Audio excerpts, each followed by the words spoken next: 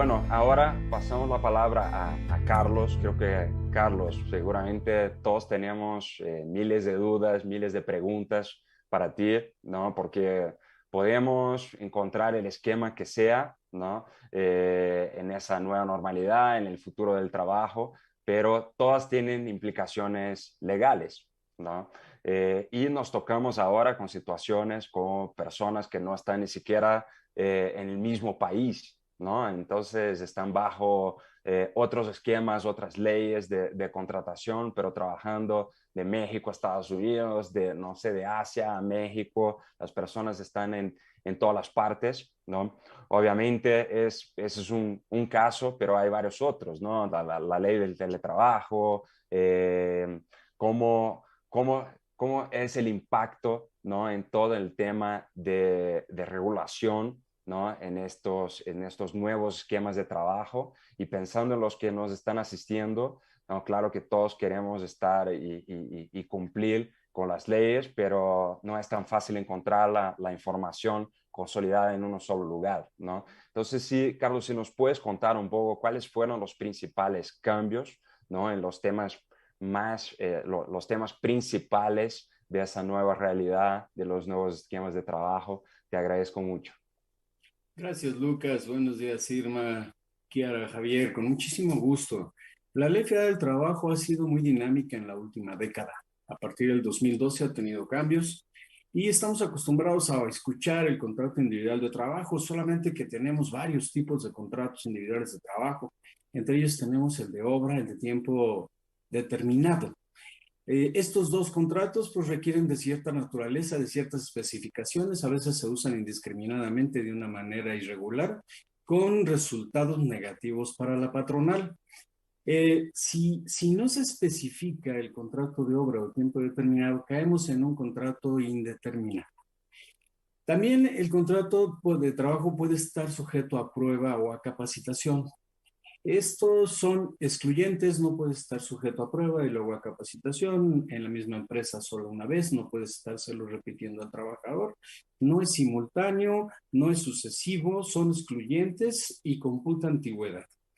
Si el contrato a prueba o indeterminado se acaba, se convierte en indeterminado si no se ha terminado la relación de trabajo oportunamente. Y para terminar una relación de trabajo por un contrato de capacitación o a prueba, tienes que echar mano del sindicato con su comisión mixta de productividad. Entonces, prácticamente en un momento dado, cuando se acaba el romance entre el trabajador y la patronal, resulta que estás dependiendo de personajes ajenos a tu empresa, que es el sindicato, que esté en el tema de la comisión mixta, ¿no? Y después de esto nos sorprende el COVID, llega a nuestras vidas. La ley tiene una prescripción que se llama contingencia sanitaria, sin embargo el Ejecutivo le llama emergencia sanitaria y nos lo descompone y hace que los trabajadores y los patrones entren en un dilema de por dónde estoy parado y qué debo de hacer. Pero bueno, esa parte se ha ido superando poco a poco, ¿no?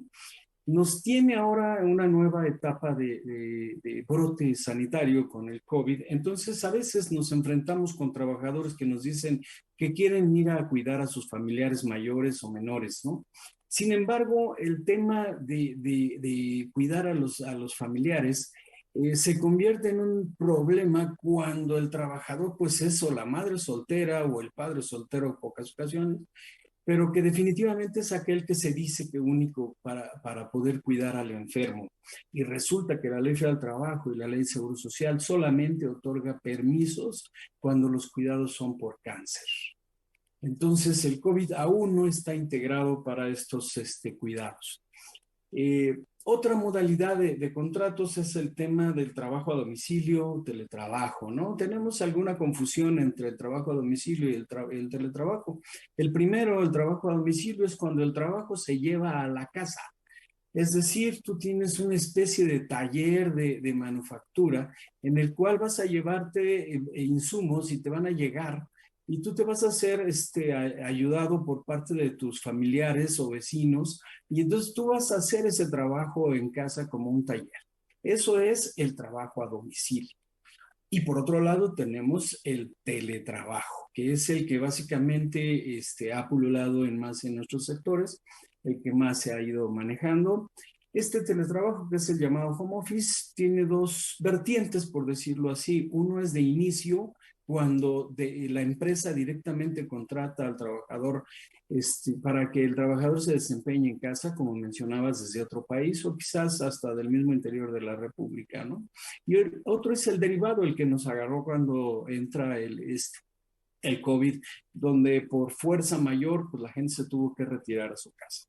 Una de las modalidades para saber cuál es el teletrabajo es el uso de las tecnologías de la información y de la comunicación, redes, software, aplicaciones.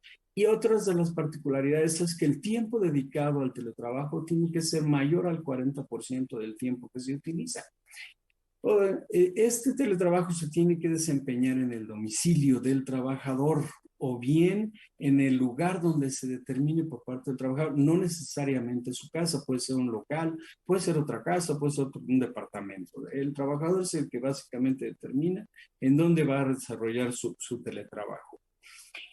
Las condiciones del teletrabajo se tienen que hacer por escrito y esto es un problema que se ha venido dando porque no hubo tiempo de hacerlas por escrito. A la gente la mandaron a sus casas y pues básicamente cuál por escrito, así que a partir se empezó a hacer como una costumbre el teletrabajo, ¿no?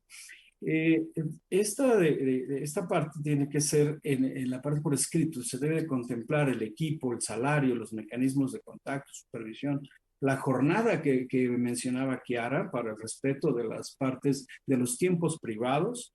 También tiene que constar en un contrato colectivo de trabajo, no nada más en el contrato individual, y si no hay contrato colectivo en el reglamento interior de trabajo. También debe haber mecanismos y vías de comunicación establecidos como el correo electrónico al cual se van a enviar o a recibir las instrucciones, ¿no?